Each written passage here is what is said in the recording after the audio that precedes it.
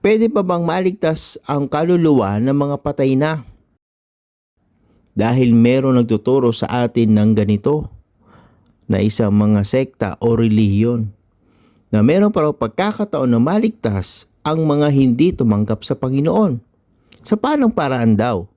Sinasabi nila na ang tao ay gustong-gustong puntahan ng mga kaluluwa ng mga patay o yung mga kaluluwa na hindi nakilala sa Panginoon. Pwede pa raw sumapi sa tao o para bang isa kang katawan pero marami kang kaluluwa na nasa loob. Pwede pa raw patanggapin yun sa Panginoon.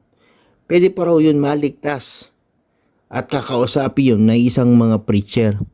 Itong pagtuturong ito na dapat na maintindihan po natin at maunawaan po natin na nasa Biblia na sinasabi dito ng Panginoon sa Leviticus 19 verse 31, ito po ang binabanggit dito. Huwag kayong sasangguni sa mga espiritistang nakikipag-usap sa mga kaluluwa ng mga patay. Dahil kapag ginawa ninyo ito, ituturing kayo na marumi. Ako ang Panginoon na inyong Diyos. So binanggit po ito ng Panginoon sa Biblia sa pamamagitan ni Moises na ayaw ng Panginoon na tayo ay nakipagsangguni o nakipag-usap sa mga patay. Bakit? Kasi nga sinasabi ni Jesus Christ, ang ating Panginoon Hesus, sinasabi niya ito na maliwanag sa Biblia sa Lucas chapter 16 verse 19 hanggang 31.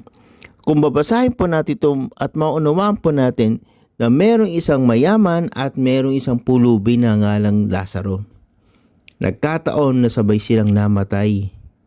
Samantalang, yung mayaman, pagkamatay niya, diretso siya dun sa Hades. At si Lazaro, diretso dun sa piling ni Abraham. Kaya nung nakita ng mayaman na si Lazaro, ay sabi nga, inaaliw doon sa lugar ni Abraham o sa paraiso. O sa sabing bosom o Abraham bosom. Mga kapatid, ito po yung napakaliwanag, no? Na hirap yung mayaman na sa Hades, na sa apoy, na pinaparusahan doon, na nakiusap siya kay Abraham na kung pwede si Lazaro, isausaw ang kanyang dalari sa tubig para palamigin ang kanyang dila. Papuntahin doon sa kinalalagyan ng mayaman.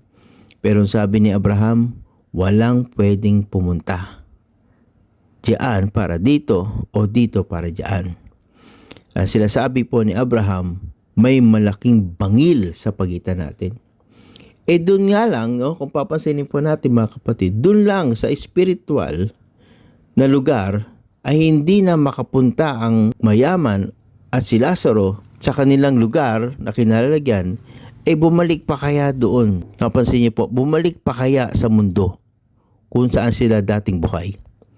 So mga kapatid, kaya sinasabi ito ng Panginoon na maintindihan po natin, may nagtuturo sa atin na pwede pang maligtas ang mga patay. Ito po ay napakalabo. Sapagkat sinasabi ng Biblia, sinasabi ng Panginoon Hesus sa Lucas 20 verse 38, ang Diyos ay hindi Diyos ng mga patay, kundi ng mga buhay. Sa Kanya'y nabubuhay ang lahat. So mga kapatid, hindi patay ang pinag-uusapan ng Panginoon Hesus. Hindi siya tinawag para sa mga patay, kundi sa mga buhay. Sapagkat ang Diyos ay Diyos sa mga buhay. Tinatawag niya lang tayo, mga kapatid. Tinatawag niya, dati tayong mga patay sa pananampalataya. Hindi tayo patay sa pisikal. Tinatawag niya tayo para magkaroon ng buhay. Pero yung namatay na hindi talaga nakinig sa salita ng Diyos, ang Diyos na po ang bahala sa kanila. Kung saan sila pupunta, kung saan sila ilalagay. Katulad nung ni Lazaro at nung mayaman. Sana mo po mga kapatid, may natutunan po kayo sa mensaheng ito. At kung meron kayong katanungan, mag-send lang po kayo ng mga katanungan at aming puyang sasagutin. God bless you mga kapatid.